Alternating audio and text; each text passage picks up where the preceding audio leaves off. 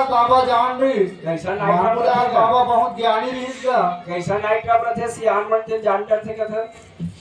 हाँ मन अरे नहीं जाना रे भाई